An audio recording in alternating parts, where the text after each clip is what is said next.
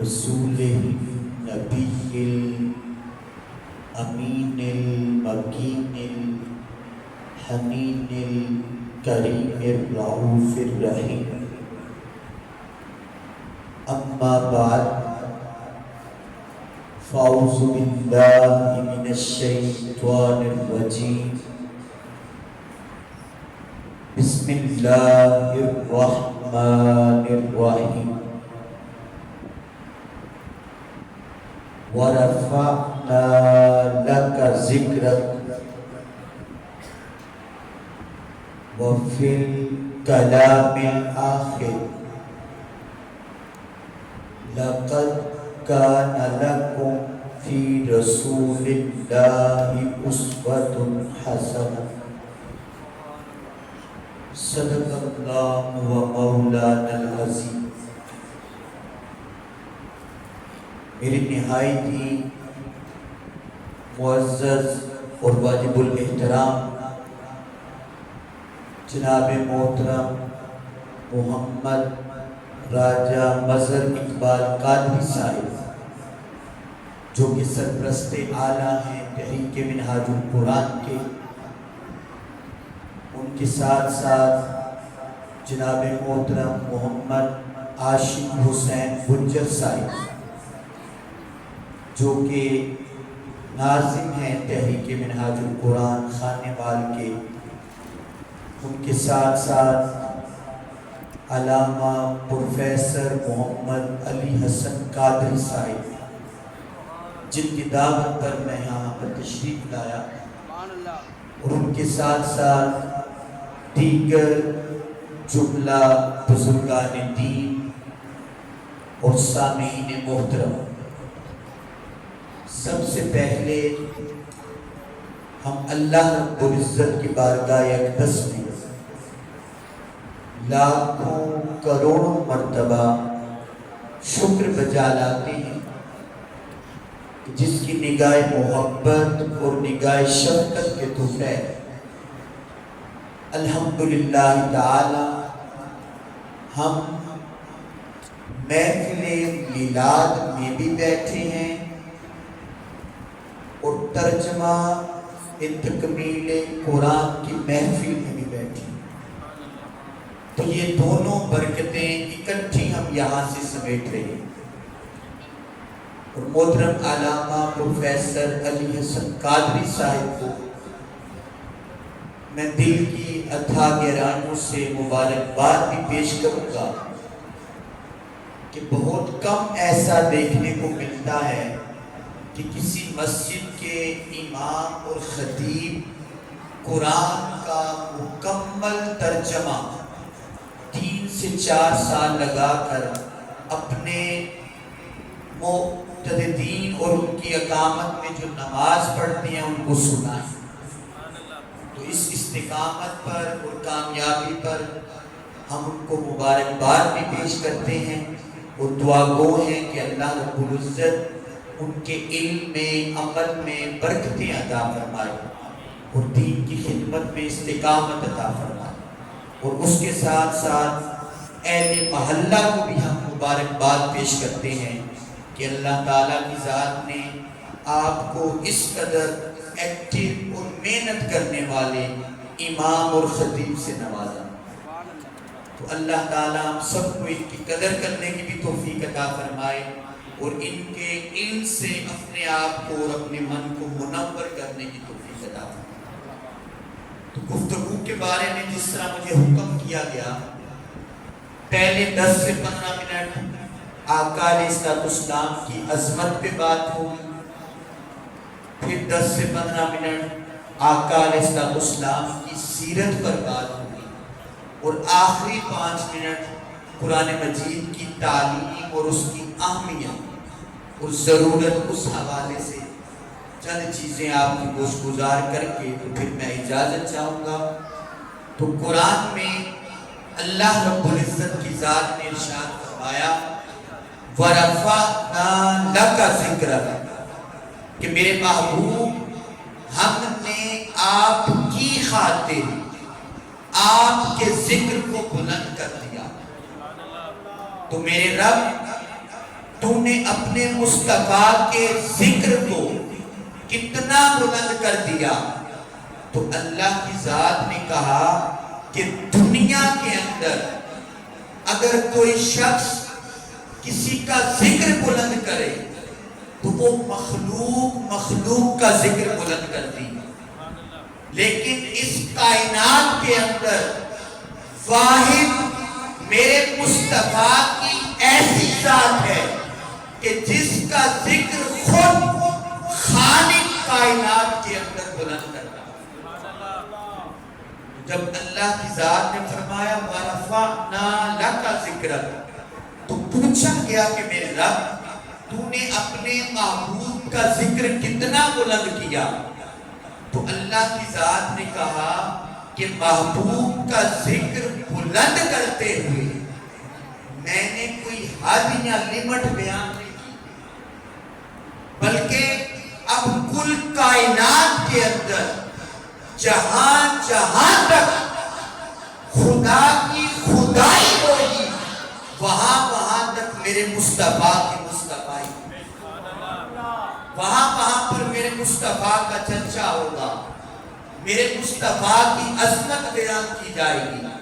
تو اس سے پتا چلا کہ وَرَفَعْنَا لَكَ ذِكْرَكَ کہہ کے اللہ کی ذات ہمیں یہ پیغام دینا چاہتی ہے کہ ہر زمانہ میرے حضور کا،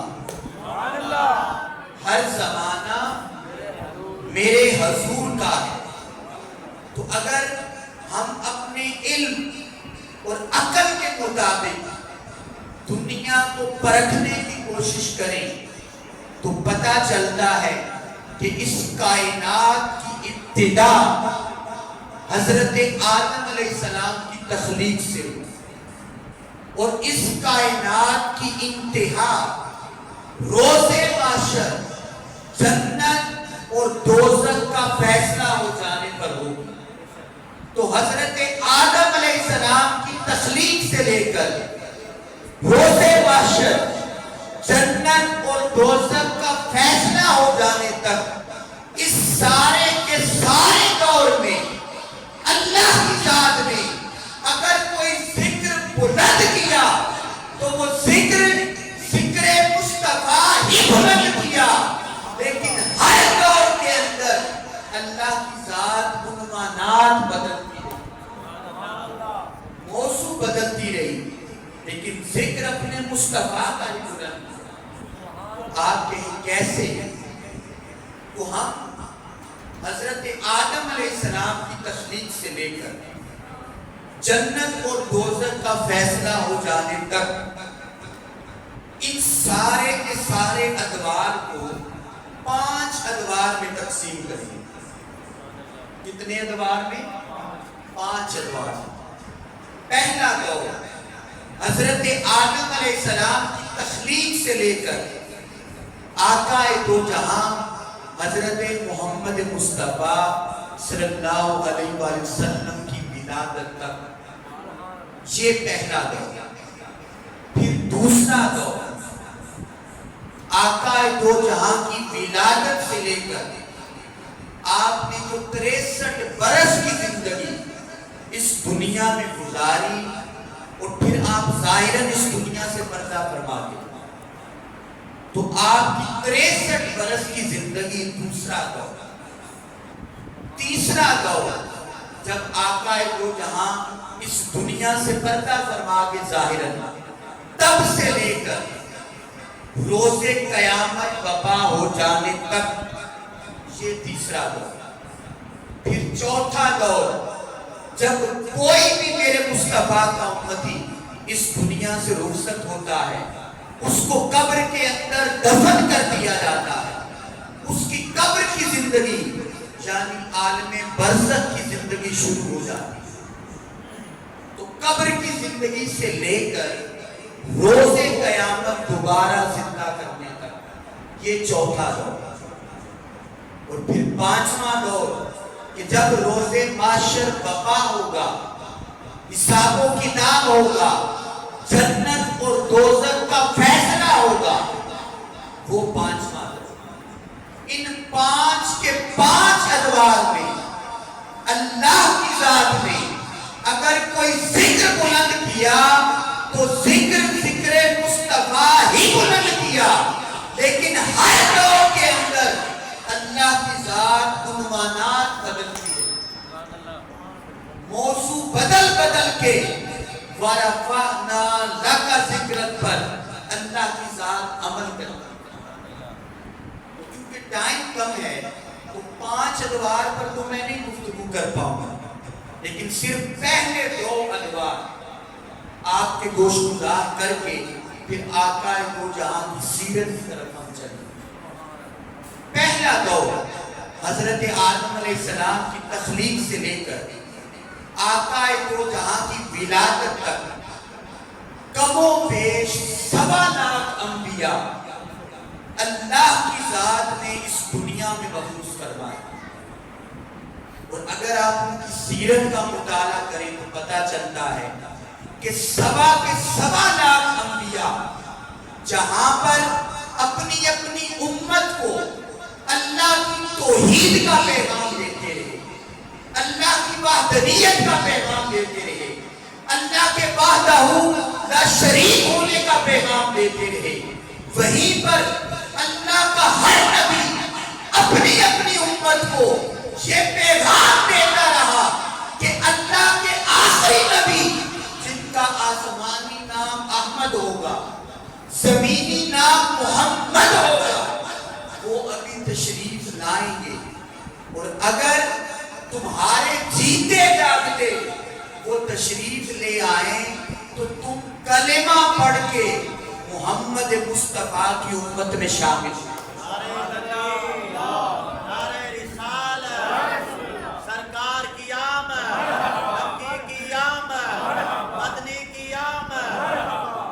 تو 1.25 لاکھ انبیاء اپنی امت کو آقا دو جہاں کی آمد کی خوشخبری سناتے ہیں۔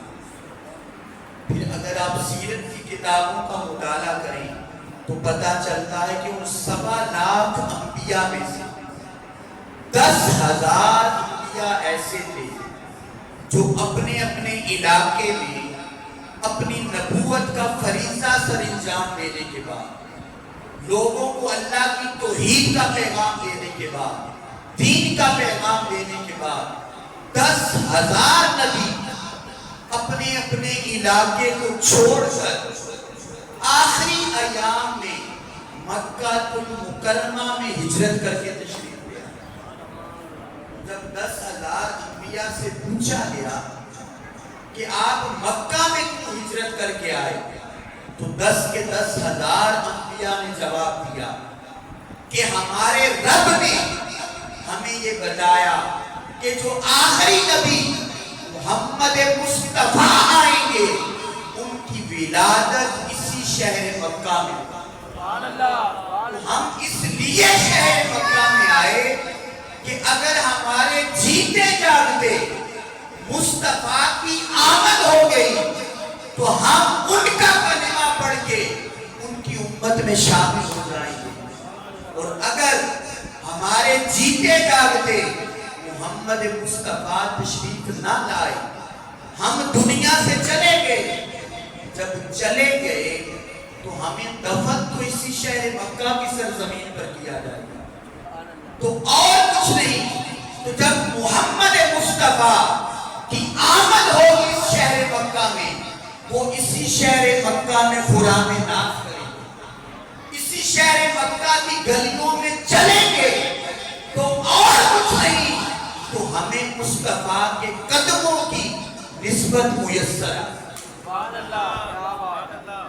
10,000 انبیاء اس غرض سے اپنے علاقے کو چھوڑ کر مکہ میں تشریف لے آئے۔ اب ان 1.25 لاکھ انبیاء میں سے میں صرف ایک نبی کا ذکر کر کے پھر دوسرے دور کی طرف آؤں گا۔ حضرت ابراہیم علیہ السلام، جب جبرائیل علیہ السلام حضرت ابراہیم علیہ السلام اور اسماعیل علیہ السلام مکہ کی ویران وادی میں چھوڑنے آتے ہیں تو ابراہیم علیہ السلام پوچھتے ہیں کہ اے جبرائیل علیہ السلام، آپ ہمیں اس ویران وادی میں چھوڑ کے کیوں جا رہے ہیں؟ تو جبرائیل علیہ السلام نے کہا کہ اے ابراہیم علیہ السلام، آپ کو اس شہر مکہ کی ویران وادی میں چھوڑنے اس لیے آیا ہوں کہ اللہ کی منشا یہ ہے، اللہ کی رضا یہ ہے، اللہ کی خوشنودی یہ ہے کہ جس شہر مکہ میں اللہ کے محبوب محمد مصطفیٰ کی آمد ہونی ہے، اللہ کی ذات چاہتی ہے کہ اس دنیا میں میرا پہلا گھر کعبہ اللہ اسی شہر مکہ میں تعمیر کیا اور اے ابراہیم علیہ السلام، کل انسانیت میں سے یہ خوش نصیبی، خوش بختی اللہ کی ذات نے جس کو عطا کی وہ آپ کی ذات یعنی ابراہیم علیہ السلام۔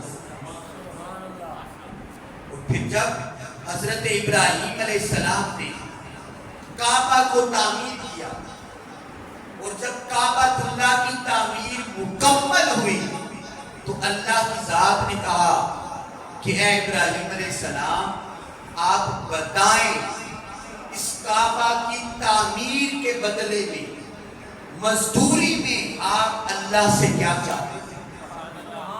پھر حضرت ابراہیم علیہ السلام نے اللہ سے اس مزدوری کے بدلے میں جو کچھ مانگا، قیامت تک کی انسانیت کو پیغام دے دیا اور کہا نادانوں، جب اللہ سے کچھ مانگنے کی باری آئے، اللہ سے چاہنے کی باری آئے، اللہ سے طلب کرنے کی باری آئے تو اللہ کی بارگاہ سے دنیا نہ مانگا کرو، مال و دولت نہ مانگا کرو، چاو منصب نہ مانگا کرو، سلطنتیں نہ مانگا کرو۔ اگر اللہ سے کچھ مانگنا ہے تو اللہ کا محبوب محمد مصطفیٰ مانگا کرو۔ اگر مصطفیٰ کی نسبت تمہیں میسر آ گئی تو دنیا اور آخرت کی ساری نعمتیں اللہ کی ذات تمہارے قدموں میں نچھاور۔ یہ راز ابراہیم علیہ السلام ہمیں دے گا۔ اور جب اللہ کی ذات نے کہا کہ ابراہیم بتا اس کعبہ کی تعمیر کے بدلے میں مزدوری میں تو کیا چاہتا ہے، پھر قرآن نے اس کا ذکر کیا۔ ابراہیم علیہ السلام نے کہا ربنا وابعث فیہم رسولا، میرے رب میں ابراہیم تجھ سے نبوت نہیں مانگتا، رسالت نہیں مانگتا، جنت نہیں مانگتا، دنیا نہیں مانگتا، مال و دولت نہیں مانگتا، جاؤ منصب نہیں مانگتا، حکمرانی نہیں مانگتا۔ میرے رب اگر اس کعبہ کی تعمیر کے بدلے میں اور اس کی مزدوری میں ابراہیم کو کچھ ادا کرنا ہے تو اپنے محبوب محمد مصطفیٰ کا نور ابراہیم کی آگ میں جاری کر۔ تو پھر اللہ کی ذات نے حضرت ابراہیم علیہ السلام کی وہ دعا قبول فرمائی اور اپنے محبوب محمد مصطفیٰ صلی اللہ علیہ وآلہ وسلم کا نور اقدس حضرت ابراہیم علیہ السلام کی آل میں جاری فرمایا۔ پھر جب جاری فرما دیا تو اللہ کی ذات نے کہا اے ابراہیم، تو نے اپنے رب سے رب کا محبوب مانگا، اب اللہ کی ذات تیرا نام قیامت تک مٹنے نہیں دے گی۔ کیوں؟ کیونکہ تو نے ہم سے ہمارا محبوب مانگ لیا۔ تو اے ابراہیم، اب جب معراج کی شب میرے مصطفیٰ خدا کی بارگاہ میں حاضر ہوں گے اور جب میں اپنے مصطفیٰ کی امت پر 5 وقت کی نماز فرض کروں گا، 5 نمازوں کا تحفہ دوں گا، اے ابراہیم تو نے ہم سے ہمارا محبوب مانگا، اب اللہ کی ذات تیرا نام مٹنے نہیں دے گی۔ اب قیامت تک میرے مصطفیٰ کا کوئی بھی امتی جب 5 وقت کی نماز پڑھے گا تو اس کی نماز اس وقت تک مکمل نہیں ہوگی، اس وقت تک قبول نہیں نہیں ہوگی جب ہر مومن اپنی نماز کے اندر اے ابراہیم تجھ پر اور تیری آل پر درود و سلام.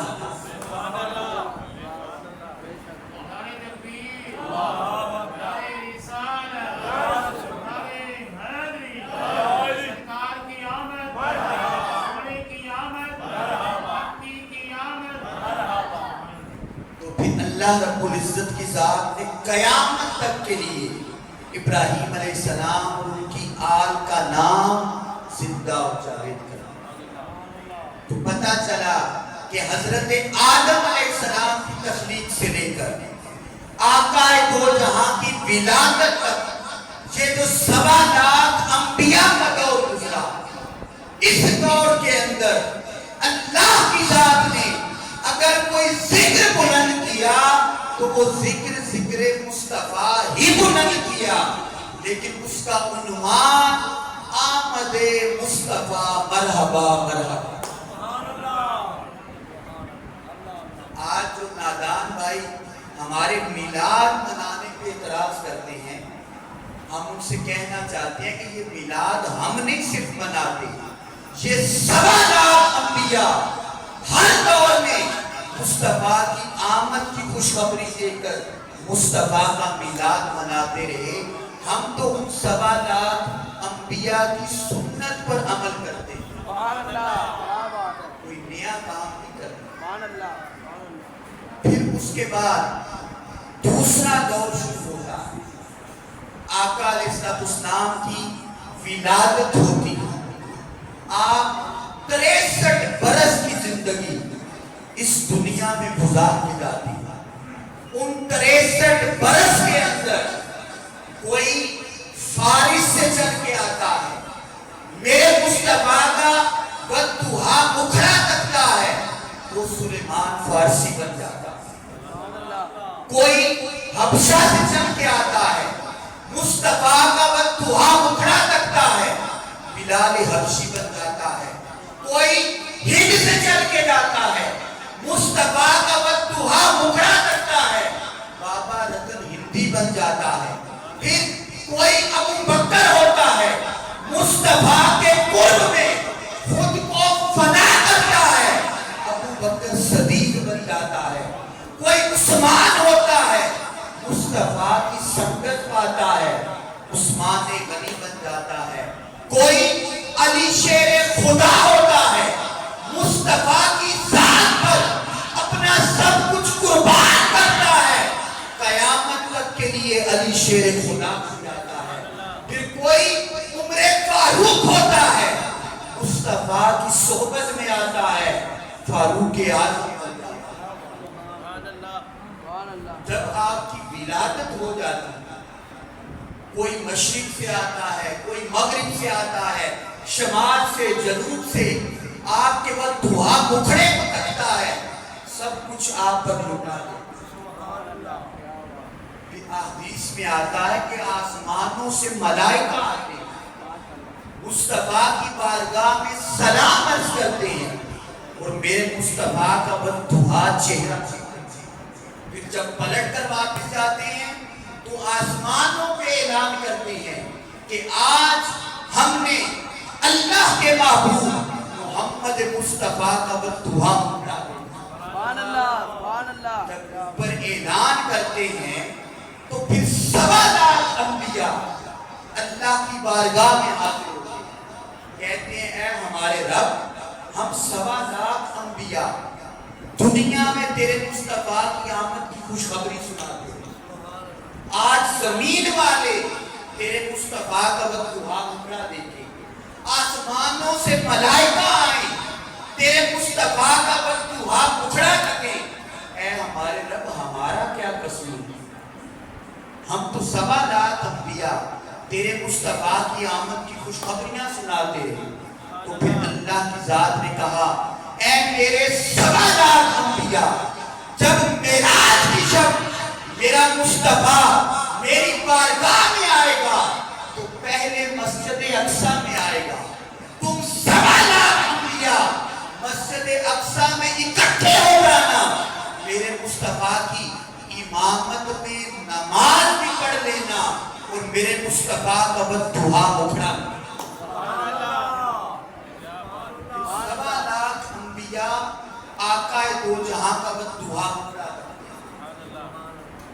अब अंबिया ने मुस्तफा का मुखड़ा देख लिया, मलाइका ने देख लिया, दुनिया में कुल इंसानियत तो उनकी बारगाह में हाजिर हुई, उन्होंने देख लिया तो आसमानों पर हलचल मच गई। कुल आसमानी मखलूक अल्लाह की बारगाह में हाजिर हुई और कहा है हमारे रब आज जमीन वाले तेरे मुस्तफा का चेहरा देखें, आसमानों से मलाइका आए तेरे मुस्तफा का चेहरा देखें, तेरे कुल 1.25 लाख अंबिया मस्जिद अक्सा में मुस्तफा का चेहरा देखें। ऐ हमारे रब हमने भी तेरे महबूब का बद्दुआ मुखड़ा देखना।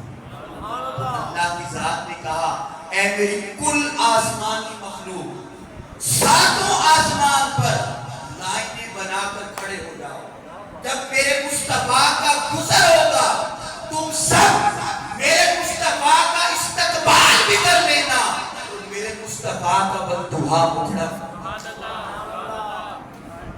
फिर जब आसमान वाले मुस्तफा का चेहरा देखे, जमीन वाले मुस्तफा का चेहरा देखे, 1.25 लाख अंबिया मुस्तफा का चेहरा देखें तो अल्लाह की जात ने कहा मेरे महबूब मैं तो तेरा खालिक, मैं तो तेरा रब, तुझे तस्लीम करने वाला।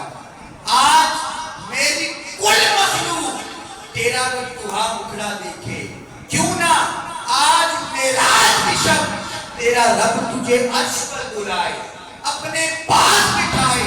मेरे महबूब तू अपने रब को तकता जा, तेरा रब अपने महबूब को। नारे तकबीर, नारे रिसालत, नारे रिसालत, जिसमें मिलादुन नबी आमद मुस्तफा।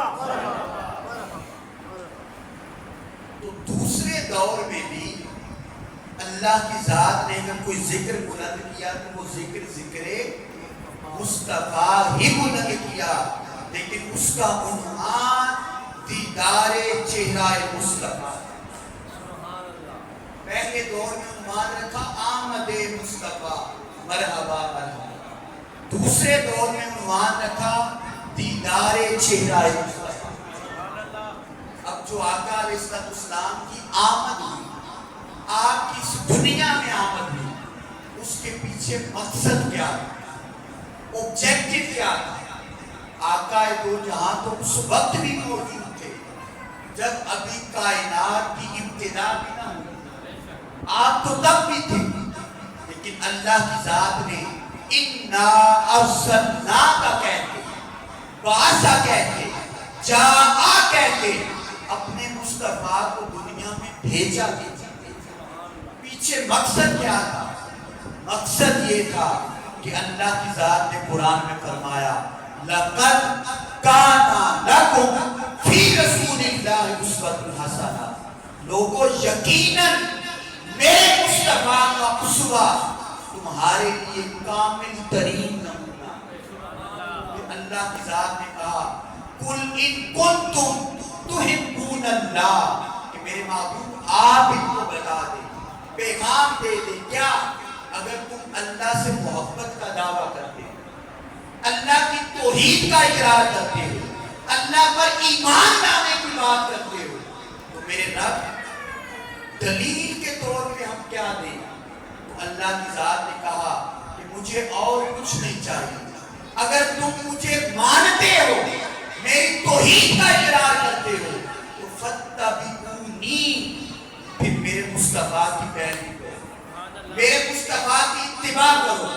तुम्हारे तन मन पर, तुम्हारे ज़ाहिर और बातिन पर, तुम्हारे इल्म फिक्र रवैये और मामलात में, तुम्हारे उठने बैठने में मुझे मेरे मुस्तफा की सीरत की खुशबू आनी चाहिए, मुस्तफा की सीरत की महक आनी चाहिए।